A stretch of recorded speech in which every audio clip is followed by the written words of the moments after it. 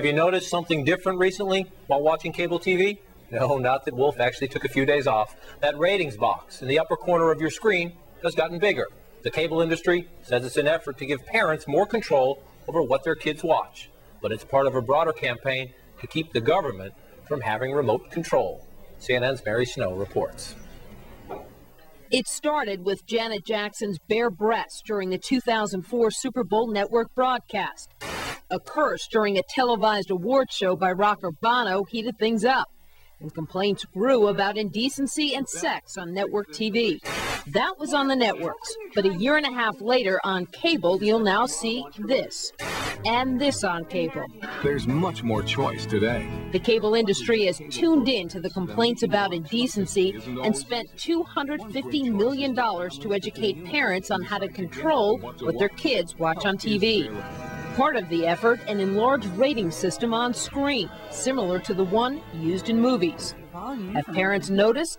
Some industry observers say not so much, but politicians did. A lot of lawmakers were threatening to hit cable networks with the same type of indecency restrictions that broadcasters face. A lot of that talk has died down.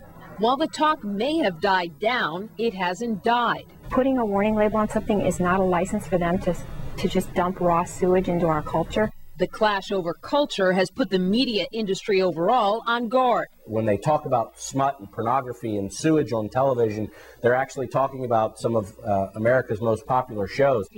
Shows like The Simpsons, that a group called TV Watch says may not be for every kid, but certainly shouldn't be banned.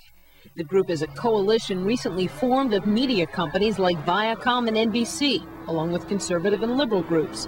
Their message? Parents, not the government, should control the remote. They say complaints to the Federal Communications Commission about indecency don't represent the majority views of Americans. The FCC is almost being controlled by a heckler's veto at this point.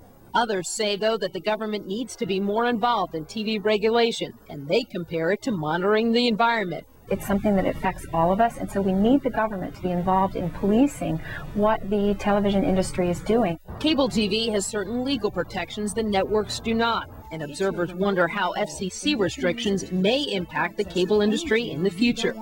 The question remains as to whether the High Court can block regulators the way parents can block television shows. Mary Snow, CNN, New York.